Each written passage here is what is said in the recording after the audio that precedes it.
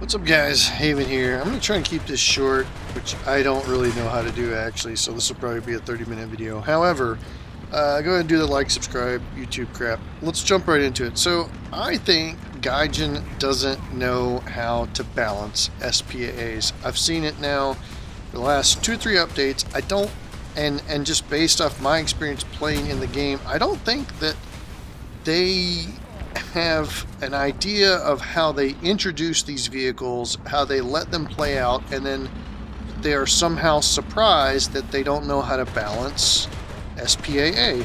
So let's identify the problem. This is the cycle that Gaijin's stuck in right now. There are ground RB lineups that lack SPAA coverage in a particular BR range, right? There's multiple gaps in multiple nations where there's just nothing there to cover. So Gaijin then introduces a new SPAA and puts it at a battle rating that will probably fill that gap. Everybody's happy, it's amazing, it's excellent, let's get to the new update, woohoo, right? Gaijin then gives that SPAA enough armor-piercing ammo, enough to be effective at its given BR range to, protect itself, right? You don't want to introduce an SPAA that can't kill anything, right? That would be unfair to the player playing the SPAA. Sort of ignoring the fact that it is a self-propelled anti-air vehicle. We'll get into that a little bit later. So Gaijin gives these SPAAs AP ammo. They give it an AP ammo belt, right? So the next thing that Gaijin will do is give the SPAA enough depression to be useful in ground combat to, again, protect itself, right? Which is probably historically accurate. The other thing to consider is that Gaijin also has a large set of very flat or urban maps, right? So map rotation already exists that's very flat, where that even minimal depression or zero depression, even if it's 0 degrees depression, is still useful, especially in an urban map, for example. So then we're moving on to the next step, which is Gaijin doesn't implement any sort of mechanic to discourage using SPAA as a tank destroyer, right? There's no crew suppression, there's no morale penalty. Those guys are hanging out there with their heads out the top of these, vehicles, completely exposed with like a small metal sheet in front of them, and they're expected to take on like IS-2s or like the heaviest Russian armor. Americans with like all these 50 cals. There's no mechanic in place for the quote realistic battles to emulate the exposure of those crews being out into the elements, right? Because I know you're not going to load me up in an SPAA and tell me to go, attack a heavy assault tank, right? That would just be crazy. And so none of those mechanics are actually implemented. There's no suppression, there's no morale penalty for performance or vision like you might see in other games. Hell Let Loose comes to mind just off the top of my head. Those mechanics don't exist in Gaijin's realistic mode for ground battles, right? Then you have Gaijin's art department, which loves dust and smoke generated by these high rate of fire SPAAs, right?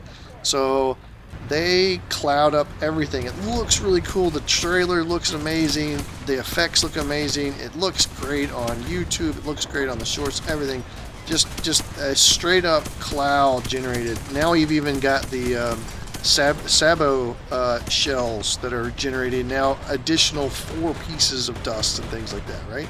So you've got all this dust and smoke generated by this high rate of fire SPAA. You don't have any sort of mechanic to discourage you using the SPAA as a tank destroyer, like suppression or morale penalty. You have enough depression to be useful in the ground combat on these large, flat, or urban maps. And you have an AP belt that will be effective in killing tanks at its own BR. So then the players, of course, are going to use this as a tank destroyer. It's fast, usually. It can get around. It's got a low weight to horsepower ratio. I'm blanking on that term right now. So it's fast, it's nimble, it's got a high firing gun, and that high firing gun blinds tank players. So if I'm a tank, I've got one opportunity to damage the SPAA. I will probably already have an AP round loaded, so I'm just going to punch a hole, no armor is best armor, in that SPAA. And then that SPAA is going to you know, essentially strip everything off my tank that it possibly can. Usually tanks have some sort of weak spot or flat spot or the armor, and so players are almost at an advantage using an SPAA because they're fast, they're nimble, they have a high rate of fire, they generate a lot of smoke. And as a tank player, I've got maybe one good shot to disable or destroy that vehicle. Otherwise, their high rate of fire and their maneuverability is going to allow it to disable my tank and even destroy my tank. And then, surprise, surprise, statistics kick in and the SPAA goes up in BR, leading us back to go to 1 ground lineups and ground realistic battles lack a SPAA to use in a particular BR range. This has just been kind of percolating in my mind. Let me know what you think. I think right now we've seen this now happen a couple times with like the Yestervark, the UK ones, the Russian one, you know, and now we've got French ones going up. We've got the Leopard 4070 going up. It just time and time again. The R3, heck, that's the like OG one. I think that one started with like a stabilizer at like 4.0 or something like that. Now it's all the way up at 5.7. I don't think Gaijin knows how to balance these SPAAs. And that also sort of applies to things like the Breda. It's the Breda. The only reason the flak truck hasn't gone up in BR is because it's slow as Christmas, right? But anything that's fast with open crew that doesn't get overpressured by AP rounds that can then turn around and kill a tank, a fully armored tank, is destined to go up into BR range. And SPAA is a problem because they're introduced to fill these gaps, and then people complain about CAS, right? Because their SPAA that Gaijin introduced is now too high of battle rating to be used at the intended BR range. So it's a problem for Gaijin, it's a problem for players, it's exacerbating the close air support problem in War Thunder, and I think we need to call it out and start getting attention to it. I don't know, like I said, this is just kind of something popped in my head.